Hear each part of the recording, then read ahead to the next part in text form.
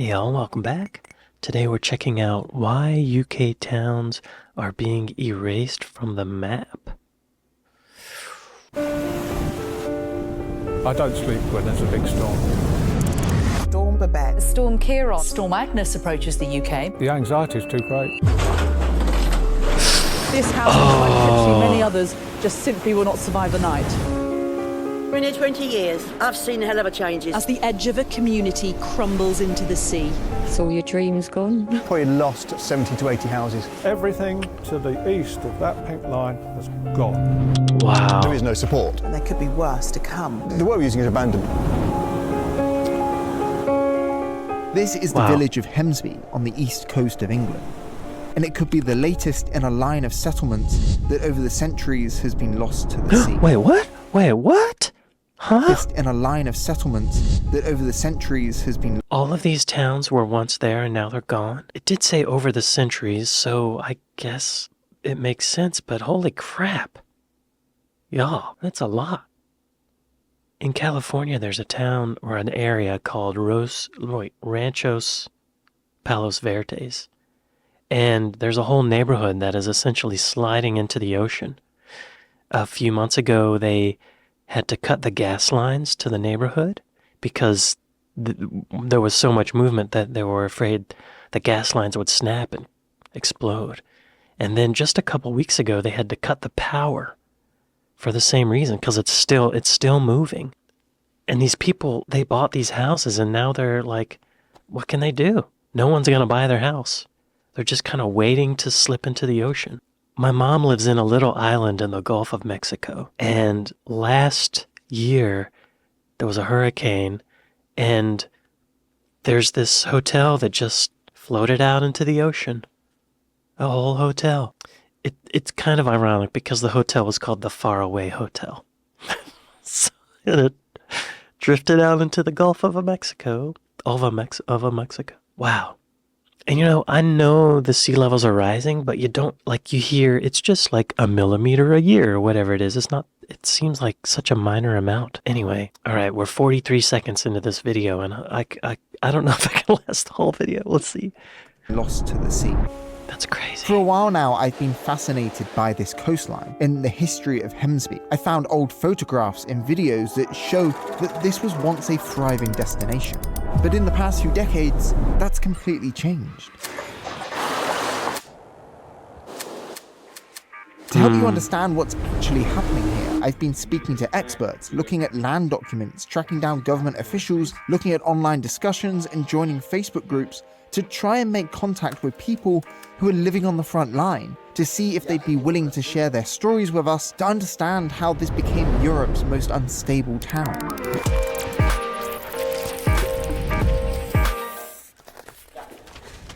Okay, so I'll be in contact in a couple of days and we can take it from there. Okay, thanks. Bye. Yo, dude. I just made contact with a guy called Simon who literally lives on this coastline in Hemsby. And he's like the chair of a charity there. And he's going to introduce us to other people that live here. And I think he's the perfect person to just explain what's going on. But why are these people still living here? Well, I've been doing some digging, and Hemsby was a huge holiday destination. Get up early enough and you could walk for miles along this. It's probably hard to sell your and home. The village dates back to the Vikings, and it was referenced in the Book of Doomsday, if you know that, from 1086. Oh, so it's old. Yeah, Hemsby is old. What's the Book of Doomsday? What is that? Book of Doomsday. Doomsday Book. Doomsday Book. A manuscript record of the Great Survey of much of England and parts of Wales, completed in 1086 at the behest of King William the Conqueror. Heard of him. The manuscript was originally known by the Latin name. The name Doomsday Book came into use in the 12th century. Richard Fitzneal wrote in that the book was so called because its decisions were unalterable, like those of the Last Judgment, and its sentence could not be quashed. Okay, Hemsby. But Hemsby, as it is today, started to thrive in the 20th century. Chalets like these started to appear in the 1920s, and resorts became more formalized in the 1930s. Before the days of affordable town. flights, people would flock to seaside towns in villages like Hemsby for their summer holidays. This is Poynton's, the largest resort that opened in 1971, with over 500 chalets. And during the hot summer days, tourists would flock from these resorts to the nearby beach. Look at this image of the beach on one of those summer days. Hell According yeah. to locals, they reckon there was about 12,000 Looks people like Santa Monica. on the beach every day. Families on the brink of losing their homes along part of the Norfolk coastline. There's widespread travel chaos after Storm Babette brings heavy rain and strong winds. Absolutely battered these islands. The next storm looks like it could be close behind. Yo, so these storms just seem to be getting worse. I get the impression that these homes are right on the edge and they might not have much time left. So I think we just need to drop everything and head there tomorrow. Let's do it. I'm up for it.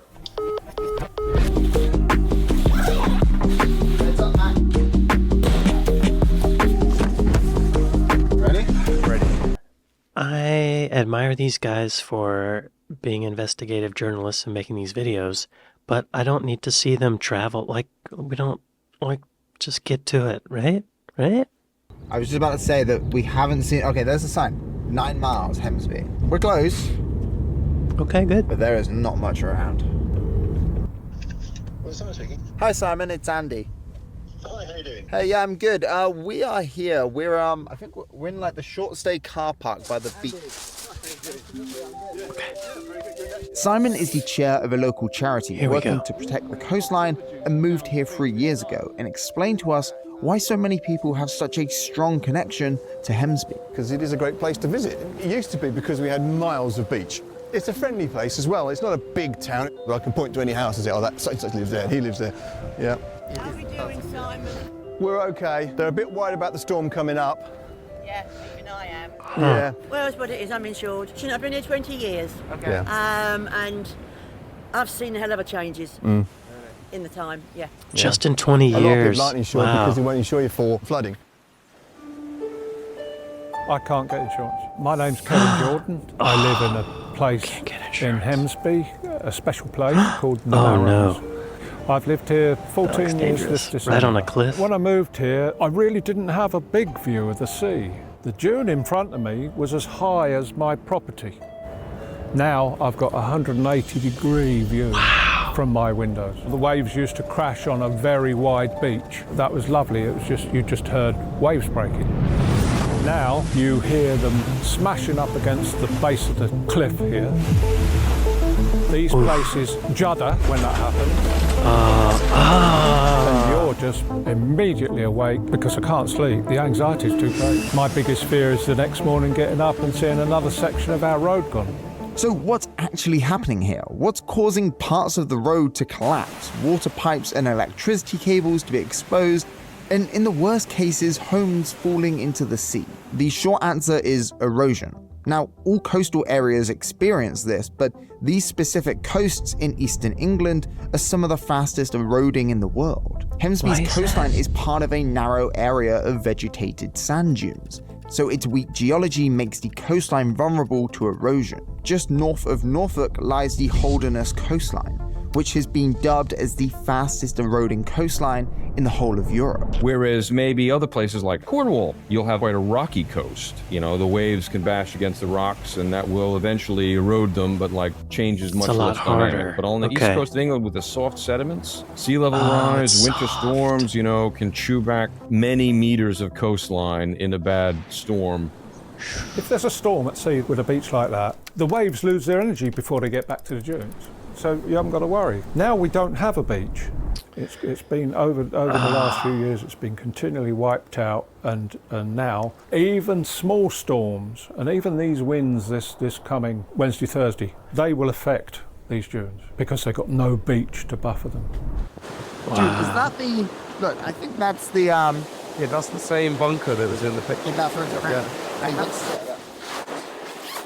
Yeah, look. This is Hemsby in 1970. Look how wide the beach is. This bunker is that bunker there. Wow. That's a huge difference. 260. Everything to the east of that pink line has gone.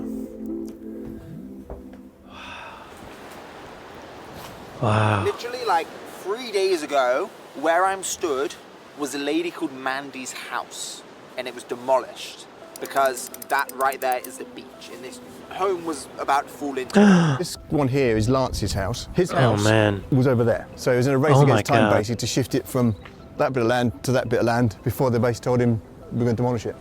People on the other end had 2 hours to get out. That means taking everything you own, 2 your clothes, hours. jewellery, furniture, pictures, you name it, has got to go out in 2 hours. This was a house, this was a front garden, so everything that was in those properties is in here somewhere. You can see bits of brick coming out, and that you can see above your head is the main water pipe for the Marm's residence. Wow. It's Is weak. that still in use? That is, yeah. It feeds 13 properties. Over the past 50 years, Hemsby has lost over 70 metres of coastline. Experts say erosion has been happening on this strip of coast for at least 5,000 years. For the past 900 years, over 300 settlements have been lost to the sea. So because people would say that 300. there's been erosion for a while along this coastline, why would people then choose to move here?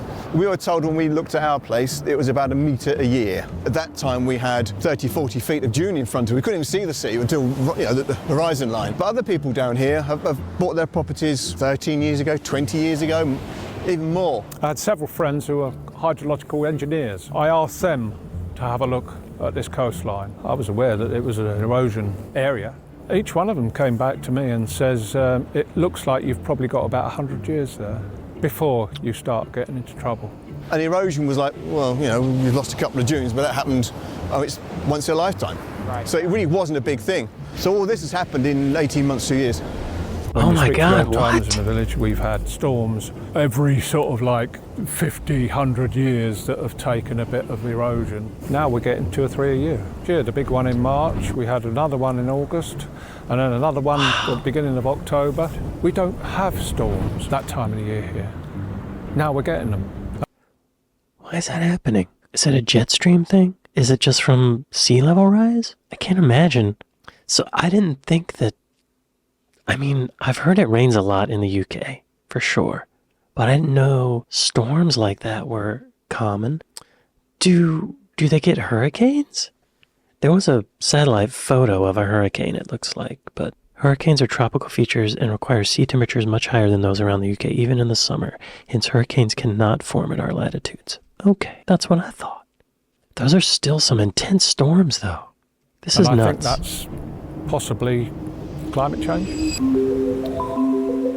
The sea level is rising in Britain for 2 reasons. The first reason is the same reason that the sea level is rising globally, climate change. In Britain, we also have kind of local sea level rise caused by a completely different process. At the height of the last ice age, Britain was under a big pile of ice. That has now melted, and the crust, like you press it down, is kind of bouncing back and now rebounding downwards in the south of England. So even if we didn't have climate change, we didn't have sea level rise, kind of the north of Britain would be rising slightly and the south of Britain would be sinking. Oh, so it's this is part of the reason that, kind of the North Sea is a sea now, because the sea level's been rising, but actually mostly because the land has been sinking.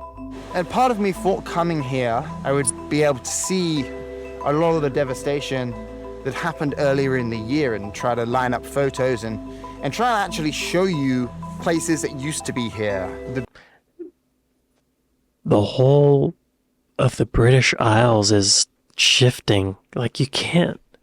Where do you get?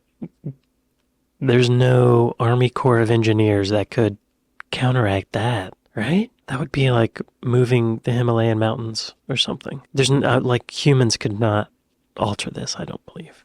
There's nothing. The beach here is not even recognizable. The dunes have fallen so far that there's nothing to reference. That is insane. But what I want to understand is, why is no one doing anything to protect Hemsby? Everywhere I look, what can you do? Is barely any sea defense. In Great Yarmouth, which is just a 20-minute drive away from here, they've had an upgrade of 4 kilometers of flood walls protecting thousands of homes that, according to this article, cost almost £43 million. A lot of what we've seen has been residents helping and trying to prevent it. Why is nothing being done to help you guys in your homes? Because a lot of people look down on these properties. Another reason is that the population. Just over 3,000 people live in Hemsby. It's a village that thrives off tourism in the summer period, where the population can climb into the tens of thousands. Wow. But given the low population of residents, the budget to spend on protecting the coastline isn't enough to hold back the waves. And these houses on the Marms that are right on the front line don't even count as homes in the eyes of the government and the local council. That's because they don't count as standard construction. Standard construction means a house has to have a concrete foundation, brick walls, and a pitched tile or slate roof. But because they're wooden framed and on wooden piles, because we're on sand, they don't count. Adding to an already complicated situation, this access road to these homes on the Marms is private property, owned by the Watlings estate, but with a public footpath to access resident homes. Services like electricity and water is provided by Watlings and not the local council. Kind of disputed who owns some of this land? No, it's quite clear who owns it. It's absolutely clear. Bottom of the dune onwards, Crown Estate. Dune up to the fronts of these properties here. This is Watlings, which gives the council an excuse to say, well, they're not chipping in, so why should we? And plus it's private land, so we'd be benefiting a private person, off we go. Is there a plan? Is there something in place for homes that are right on the edge? No. Local authorities said, oh, you're not going to get any funding. We've decided that you don't qualify for any funding here, but we'll do everything we can to help you when you lose your home. Our argument has always been is that whilst there isn't a value of bricks and mortar property here because it's a small village, they keep ignoring the somewhere between 88 and 100 million pounds that Hemsby pumps back into the economy purely through tourism. So at the moment we are a net provider to the whole of Norfolk to a tune of about 100 million pounds. If this beach goes any further back, we lose access, then that's going to go. I've never been to a seaside resort out of season. There's like something really eerie about it. It's quiet now. In the summer, this place is busy, it's thriving, there's tourists. But if the beach is lost, which is the main attraction of Hemsby, then this is what it could look like in the summer months. Oh, yeah. In general, in the time that I've been here, I've seen a decline in tourism. We hear it all the time, people calling businesses and shops and the pub and others and asking them, is the beach open? Because if it's not, we're not coming. And because that beach has been closed, that entrance, the only entrance to the beach, that's been closed off. The businesses around here are really going to suffer.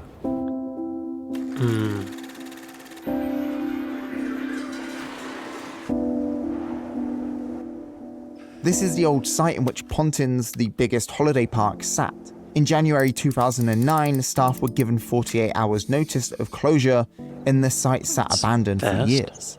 The land was recently purchased, and it's been turned into new houses and holiday homes. I don't quite know how this happened, but one of the construction workers gave me a helmet and a jacket and said, hey, come in and check them out. This was like one of the big parks that was thriving in Hemsby. And maybe it can again, but without the beach, Hemsby doesn't have much hope of being able to support its local community, and its residents feel like they've been abandoned. Can you explain who Brandon Lewis is? Yeah. Also, I mean, I guess they could put a bunch of boulders up, like those rocks, and have some kind of concrete wall to protect the houses, but then, I mean, that basically destroys the beach, you know? You don't want to hang out on a beach behind a bunch of big blocks, you know? Damn, y'all. These poor people can't sell their houses. They can't get insurance. No one's going to buy their house. The government doesn't even consider their houses real houses. Wow. Do any of y'all live in Hemsby? Let me know in the comments. I'll try to read them all. Wow. I'm sorry to keep saying wow. I just don't have words. Yes, Brandon Lewis is the MP for Great Yarmouth. He's the one that's supposed to be here fighting for us at government level. He came down 15 minutes in March and that's it. Which is why that sign went up in anger to say, where are these people? What would you just say to the people of Hemsby who would want some reassurance? I'm sure you've seen the sign that they feel like they haven't been heard or they haven't seen them in a long time. Look, I have been very involved.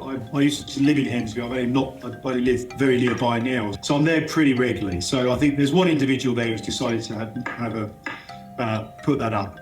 It's factually wrong. But actually my time is focused on working to help the residents, help the local authority, help Coastal Partnership East, look at how we get people together to get a longer term solution, to get some protection and mitigation in there to help the residents, help the businesses, and protect the coastline more generally. In March of 2023, after some severe storms, 5 houses had to be demolished and a road closed. It was then decided that an emergency sea defense needed to be put in place. So 2,000 tons of granite rock were placed along an 80-meter section of the cliff. These rocks were placed on the beach to absorb high-energy waves and protect the beach. But it's only a short-term solution, like everything seems to be in Hemsby. It feels like just putting like a bandage on It is. Yeah. a temporary problem. Oh, very, very much so, yeah.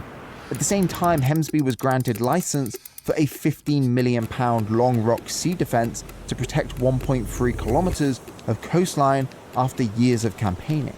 But as we were making this video, a joint statement from local authorities and Great Yarmouth's MP said the proposed scheme doesn't qualify for sufficient government funding to allow it to proceed.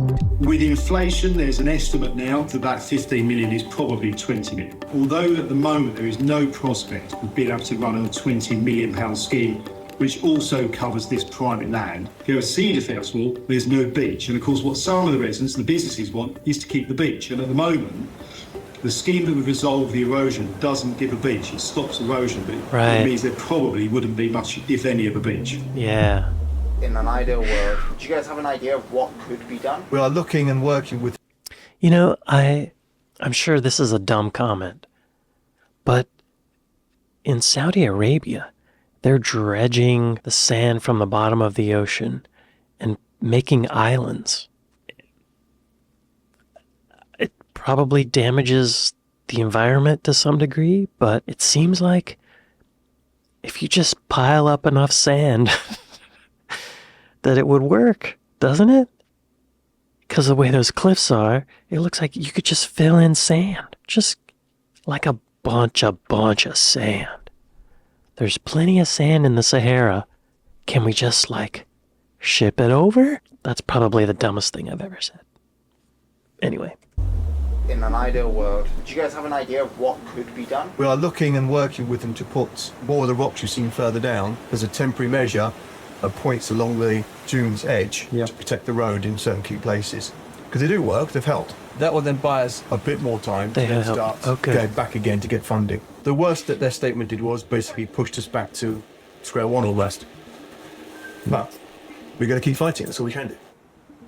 I've been fascinated by this coastline for a while, and the many settlements that have existed and disappeared over the centuries. Maybe the people of those towns migrated inland, or perhaps they felt the same way the residents of Hemsby do today about their own homes. It's very easy to view this from afar on a map or scrolling this Wikipedia entry of lost settlements. And maybe one day Hemsby will be another name on this list. But after visiting here and hearing the fond stories of Hemsby in the summer season, all the issues that they've been met with, and the anxiety-inducing nights of not knowing how long your home has left, it's really hard to just put Hemsby down as another place that will just be lost. And seeing the clear lack of support and hearing the bureaucrats dragging their feet doesn't paint a great picture for other small communities who will certainly be more and more affected by climate change in the coming years. And you know what's crazy? Just across here, across this stretch of sea, is the Netherlands. Which is one of the best examples of adequate sea defense. The Dutch have historically suffered the same consequences from severe storms in the North Sea, but they have built some incredible defenses. Their 32-kilometer seawall, built on the prediction of sea level rise, literally saved the entire country from floods. The Dutch spend much more money, 2 to 3% of their whole entire GDP on coastal flood defense, because much of the land is below sea level, and if the Dutch did not keep the sea at bay, the Dutch would not be Dutch, they would be Germans. In Britain, we don't do that. We spend much less in total and as a proportion. It's also a much bigger country, so the money that we spend has to be spread over many more places. So it is challenging. And who pays and who benefits, it all gets very difficult. And it's awful for the people who are affected, because being flooded in general is just hideous. And, watching your home and your life swept out into the sea it's heartbreaking. People's kind of lives and memories and all that sinks beneath the waves. In the background of all of this, the British government have rolled back several green policies, pushing the target dates backwards. And this story is playing out all across the globe. Local communities coming together to support each other. But for Hemsby to protect its vulnerable coastline and to once again become a thriving destination, it needs much wider support. Hemsby is one story that's part of a much bigger story of how coastal regions around the world are currently dealing with the threat of climate change. And politicians, lawmakers, and the media seem to think that they still have time to fight about whether climate change exists or not, and drag their feet on finding funding and long-term solutions. Well, people in places like Hemsby are actually bearing the brunt of climate change right now. He's totally right. These corporations that make money off of things that are not good for the climate have sent out so much propaganda and paid off so many politicians that it's created a debate whether it's happening or not. I feel like the debate used to be whether it's happening or not. But I feel like now the majority of people realize climate change is real, and the debate has become whether or not humans are responsible, which is a dumb debate because it's a distraction. It's happening. Let's do what we can to mitigate the issues, right? We all agree it's happening. Like, look, it's happening. Look, we're watching it happen. Wild. So if this town, Hemsby, if the tourism is bringing in 100 million pounds a year, isn't it worth 50 million pounds to save it and uplift it? Let's bring in some more rocks. Rocks and sand, rocks and sand, rocks and sand, right? Rocks and sand. Maybe it's that simple. Maybe that's the dumbest thing I've ever said. I don't know. Oh, wait, hang on. Shortly after the making of this video on 24th November 2023, 200 meters of the Marm's access road collapsed onto the beach. Wow. Cutting off water, power, and access to 35 homes. I gotta stop this. 4 residents, including Kevin, have been told by the council it is no longer safe and their homes may have to be considered to be demolished. How much does it cost to demolish a house? Probably a lot less than it does to bring in a bunch of sand and rocks. That sucks, y'all. Sorry, Kev. Kevin has made the hard decision to leave his home on the Marms and take up the council's emergency accommodation option. Oh, okay. I mean, at least he has somewhere to go. Kevin has made the hard decision. Okay, you can support the residents of Hemsby at savehemsbybycoastline.org.uk. Okay. Oh, they have a GoFundMe page. We're planning to present a petition to number 10 asking for a change to coastal policy. To show your interest in joining us or want to know more, click below. Thank you for making it all the way to the end of this video. As you're aware from everything that you've seen in this piece, it's so important for us to protect our environment, and if you want to do your part to protect the planet and the ecosystems within it, then you should check out Planet Wild. That sounds like a good thing. Wow. When was this video made? 9 months ago. Let's look at Hemsby on a map, y'all. There it is. There's that road. The Marms. Wonder how old this picture is. There's those rocks. So that's not enough. Oh man. That's not enough rocks, y'all. It's right on the edge of this bump here. That's gotta be part of the reason, you know, like water flow forces and all that stuff. Hydro, you know, water. Here's those, it's in Dubai. I thought it was Saudi. Wait, is Dubai in Saudi Arabia? Yeah, well, United Arab Emirates. Okay, yeah. But in Dubai, they're making these islands like this. Like, hey, Dubai, how about helping Hemsby out? You know? Like, this is an extravagant construction. It can be done, you know? It's probably so expensive, though. They even have this. This is meant to look like the map of the Earth. Like, here's Africa, There's the UK. There's a little UK island. Look at that. This is Ireland. Wow. See? It can be done, y'all. We can do it. We can do it, y'all. We can do it. Or you can do it. I don't have much power, but I guess I'm spreading awareness. Maybe, hopefully. It can be done. It can be saved, y'all. 100 million pounds a year into the economy is worth 80 million pounds a year. You know? Like, it's capitalism. I'm so sorry that this is happening. Let me show you the Ranchos Palos Verdes thing. See, it's like, it's on the beach and it's like a cliff too. Recently we had, or like last several months over the summer, there were a couple of big storms that came through. It usually doesn't rain here much at all. But a couple of big storms came through and started sliding even more. We had a lot of landslides.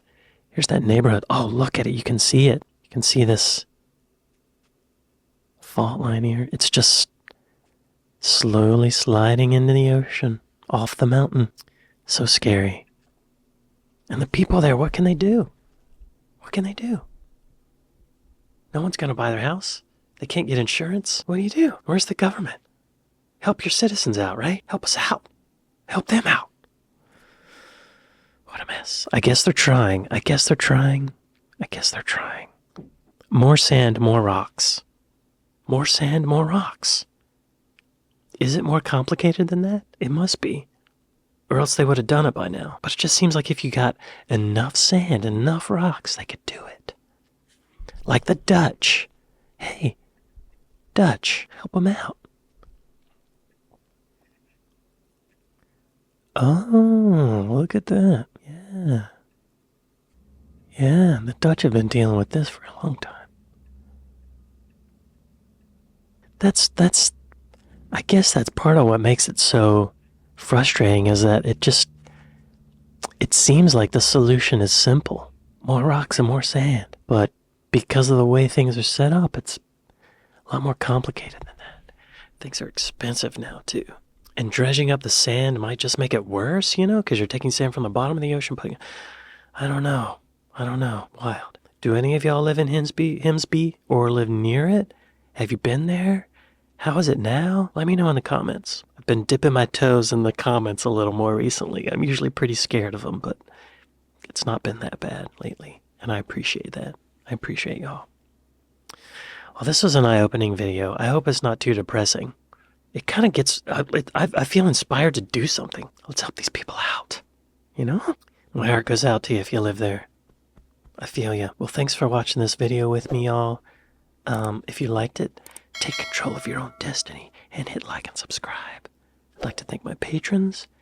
And, yeah, I'll see you next time. Later.